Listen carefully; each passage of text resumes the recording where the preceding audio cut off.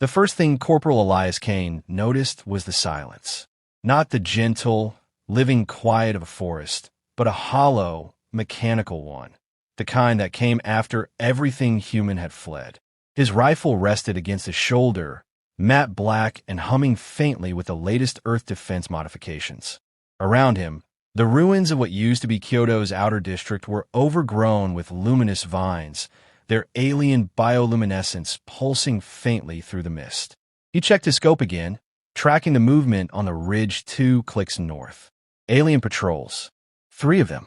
He could tell by the way the ground shimmered beneath their steps, gravity distortions, signature of the Threx warlords. Elias wasn't new to killing, but the Threx weren't like the insurgents or separatists he'd fought before. These things didn't scream, didn't hesitate, didn't even bleed right. They'd come to Earth 6 months ago with ships the size of cities and arrogance to match. Their commanders broadcast messages across the remaining human networks, mocking Earth's primitive weaponry. Projectiles they called bullets. Antiquities that had been before the counter-sniper program began. Before Elias had been chosen, he adjusted the camouflage weave of his ghillie suit and whispered into the comms. Spectre 1, eyes on Ridge Patrol. Confirm engagement protocol. Static. Then a low voice crackled through, calm but edged. Confirmed, Spectre. Remember, this isn't a kill mission. We're mapping their command signals. Hold fire unless they breach the perimeter. He exhaled slowly, finger easing away from the trigger. Patience was the only ally left to his sniper. But patience had its limits, and lately his had been tested. His partner, Lieutenant Mara Voss, had gone missing 3 days ago during a recon sweep. They said her tracker went dead after contact with a Threx command unit. No body recovered. No transmission. Elias refused to believe she was gone. He shifted position, the forest floor damp beneath his gloves. Every rustle of leaves, every chirp of one of the few remaining insects seemed amplified in his ears. Through his scope, the Threx moved with a predatory grace, tall, angular creatures wrapped in armor that pulsed faintly with a molten inner light. Their communication wasn't spoken, but transmitted, bursts of energy flickering between their shoulder nodes. Elias had recorded hours of it, trying to decode the rhythm. So far, nothing. Spectre, command, came the voice again. New intel suggests command units in your sector. If visual confirmation is made, you are authorized for elimination. Repeat, lethal force authorized. Finally, he let the words settle like the weight of a familiar trigger pull. Copy, he murmured, eyes narrowing behind the scope. The Threx patrol paused at the ridge, their leader raising a hand, scanning the valley below. For a moment, Elias thought the alien was looking directly at him. A soft, resonant hum rippled through the forest. Then the leader spoke, a guttural, clicking series of tones, and laughter followed. Synthetic, cruel. He couldn't understand the words, but he knew the meaning. They were mocking again. Humans and their rifles. Humans and their dying planet. He lined up the crosshairs on the leader's chest plate. His breathing slowed. His pulse steadied. For an instant, the universe was perfectly still. Then he whispered, almost to himself, switching to incendiary rounds. The rifle's chamber hissed as the magnetic loader engaged, swapping in a single gleaming round. Elias knew he shouldn't fire yet, that he was supposed to wait for confirmation, for data capture, for everything protocol demanded. But some things couldn't wait. He thought of Mara's laugh, of the way she'd said they'd make it through this war together. He thought of the Threx broadcasts echoing through ruined cities, the words that had haunted humanity for weeks. Your weapons are obsolete. He squeezed the trigger. The round ignited mid-flight, a comet slicing through the fog. The alien's armor exploded in a flash of molten orange. The forest came alive with light, sound, and fury. Elias didn't flinch. He watched the flames consume the ridge and whispered, obsolete, my ass. Smoke curled through the canopy like a living thing, twisting in the damp morning air. Elias lay motionless, watching the fire spread where the alien patrol had stood moments before. The shot still echoed in his bones, the recoil still humming in his shoulder. He'd broken orders. He knew that. Command would already be tracking the energy spike. But the satisfaction in that single burst of flame, the knowledge that the Threx commander's armor had failed, was worth every consequence. The comms erupted with static. Spectre 1, report. The voice was sharp now, no longer calm. We got a signature flare. Did you discharge your weapon? Elias hesitated, eyes fixed on a ridge. Two of the Threx patrol still moved, their armor scorched and their formations broken. The leader was gone, reduced to molten fragments glimmering in the moss. Affirmative, he answered finally. Hostile neutralized. Secondary contacts retreating northwest. Negative engagement authorization. Command snapped. We needed signal data, not a corpse. Fall back to extraction point Delta immediately. He switched the comms off. Their rules didn't matter anymore. Now when the aliens were hunting people like Mara, the fire dimmed, replaced by the slow hiss of cooling armor and burning vegetation. The forest smelled of ozone and ash. Elias shifted, scanning the retreating figures through his scope. For the first time, he noticed something glinting where the Threx leader had fallen. A faint pulse, deep blue, rhythmic. A power node, possibly intact. He crawled forward, silent and deliberate, each movement a practiced act of patience. The closer he came, the more the pulse seemed to resonate in his chest, like a heartbeat echoing through the earth. He reached out, fingers brushing the still hot soil, and pried the node free from the blackened remains. It was small, no larger than a coin, its surface etched with patterns that shimmered like liquid circuitry. The moment he touched it, a wave of static filled his ears. Not sound, data. Fragmented, alien, yet somehow familiar. Beneath the distortion, a voice emerged. Not command, not human. Human marksman. Precision acknowledged. Elias froze. The node vibrated faintly in his hand.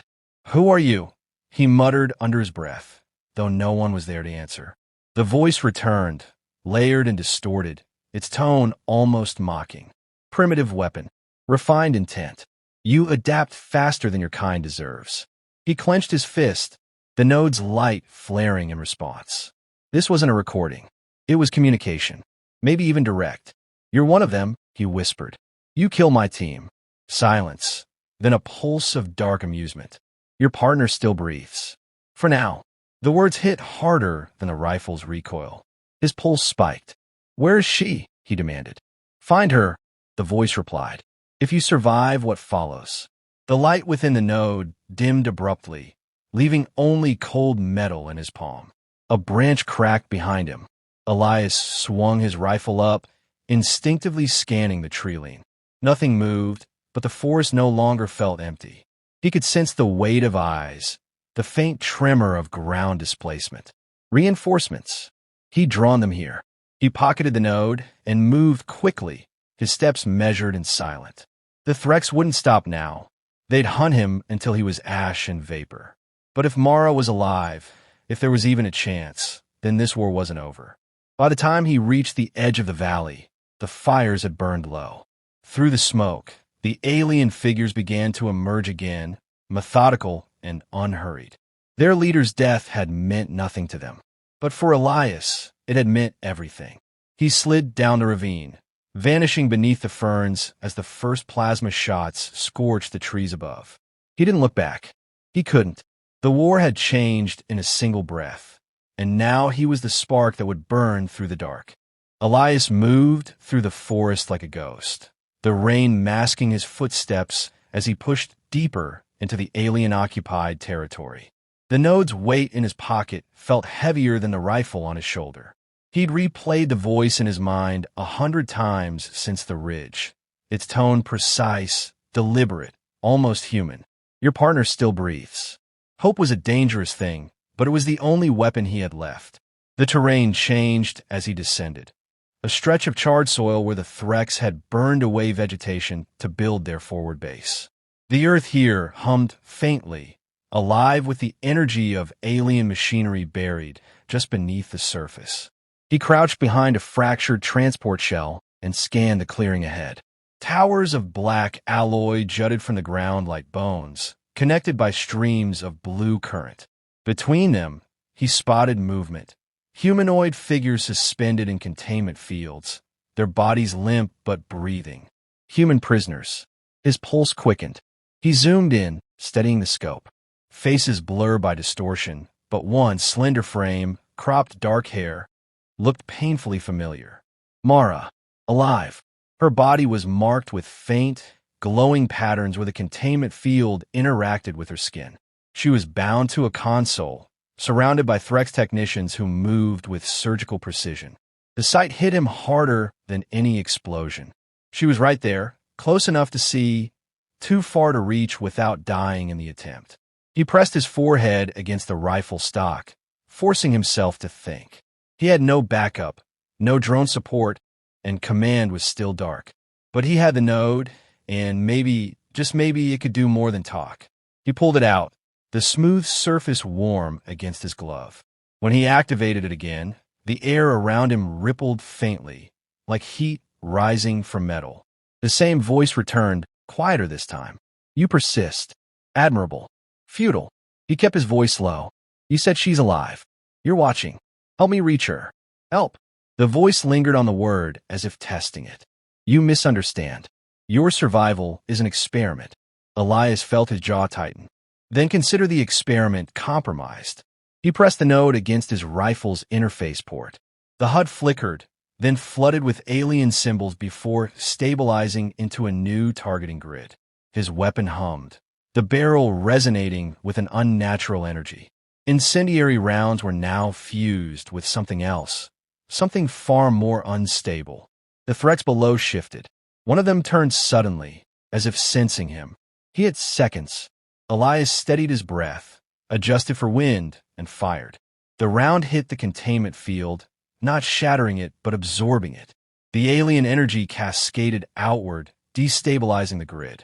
Alarms erupted in a chorus of shrill alien tones. Mara's body dropped to the ground as the light around her collapsed. The Threx scrambled, weapons flaring to life, but Elias was already moving, rolling from his perch, sliding down the slope as explosions tore through the clearing. He reached her just as she stirred, coughing against the acrid smoke. You're late, she rasped, voice weak but defiant. Had to make an entrance, he replied, hauling her to her feet. Her eyes met his, fierce even through exhaustion. Command? She asked. Not coming, he said simply.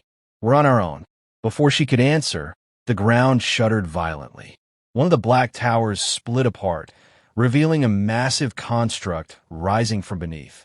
A Threx warform, towering, serpentine, its surface alive with molten veins. Its eyes locked on them, glowing like twin suns. Mara's breath caught. They were waiting for this. Elias chambered another modified round, the rifle thrumming with alien resonance. Then we don't keep them waiting. The warform's roar split the air, shaking the trees to their roots. Elias raised his rifle, the node pulsing brighter with each heartbeat. Whatever line he'd crossed when he pulled the trigger on that ridge, there was no going back now. The warform's shadow swallowed them whole, its molten hide casting streaks of orange across the rain-soaked ground. Elias braced the rifle against his shoulder, feeling the pulse of alien power thrum through his weapon like a living heartbeat. Mara staggered beside him, still weak from captivity, but her eyes burned with purpose. The creature loomed higher, its tendrils of light writhing like serpents. Plasma arcs hissed from its core, scorching the trees into vapor. Every instinct screamed to run, but Elias had long since abandoned the luxury of fear. He pulled the trigger. The rifle roared, the round bursting midair into a cascade of radiant shards that tore through the creature's armor. The explosion rocked the clearing, but the warform didn't fall. It screamed, a sound that felt more like gravity bending than noise. Mara dropped to her knees, clutching her ears. Elias fired again, the recoil slamming into him. But each round burned hotter than the last, pushing his weapon beyond human tolerances. Elias, she shouted over the din, it's feeding off the energy. You're making it stronger. He hesitated, scanning the tower's fractured base. She was right. The creature wasn't retreating. It was drawing in power from the fallen structure, its molten veins glowing brighter with each pulse. "Then we cut the line," he said. He tossed her the node. "You said you could hack command networks. Think you can talk to an alien one?" She caught it, grimacing as the energy flared through her gloves. "I'll make it listen." Elias drew the warform's attention, sprinting across the open ground as plasma bolts seared the soil behind him. He dove behind a shattered console, the heat blistering his cheek. Every breath tasted of metal and ash. The creature's limbs lashed out, carving deep scars through the earth. He knew he couldn't outrun it. He didn't intend to. Mara pressed the node against the alien terminal, her fingers trembling as she connected the systems. Streams of indecipherable code filled the air as the interface came alive. The same voice from before whispered through the static. "Calm, cruel, patient. You persist in defiance. This will not alter outcome. Watch me," she hissed. She redirected the energy flow, rerouting the power grid into a feedback loop. The towers around them began to flicker violently, the warform's movements slowing, uncertain. Elias saw the hesitation and fired one last incendiary round directly into its chest. This time, the impact tore through. The molten veins convulsed, then burst outward in a blinding surge of white light. The shockwave hurled them both backward. When the light faded, silence returned, thick, trembling, absolute. The warform's remains lay scattered, molten glass cooling in the rain. The alien towers were dark. For the first time since the invasion began, the air didn't hum with their machines. Elias crawled toward Mara, who was lying amid the debris, the node flickering weakly in her hand. "You alive?" he rasped. She opened one eye, smirking faintly. "Define alive." He laughed, short and tired, the sound almost foreign to him. Around them, the forest smoldered quietly, a strange peace settling over the ruin. Yet deep beneath that calm, Elias could still feel it, the pulse. The node hadn't gone silent. Mara noticed it too. The glow brightened, faintly rhythmic. She frowned. "It's transmitting." "To where?" he asked. "Everywhere." Before he could respond, the sky split open. Not ships this time, but light, columns of it descending through the clouds, scanning the terrain. Elias raised his rifle out of reflex, though he knew it was useless against whatever came next. The node's voice returned, soft but undeniable. "Your resistance has been noted. Adaptation confirmed. The next phase begins." The light swept over them, cold and immense. Mara reached for his hand. He squeezed it once, firm, unspoken. They had won a battle, not the war. As the sky burned with alien fire once more, Elias whispered into the static. "Then we adapt, too."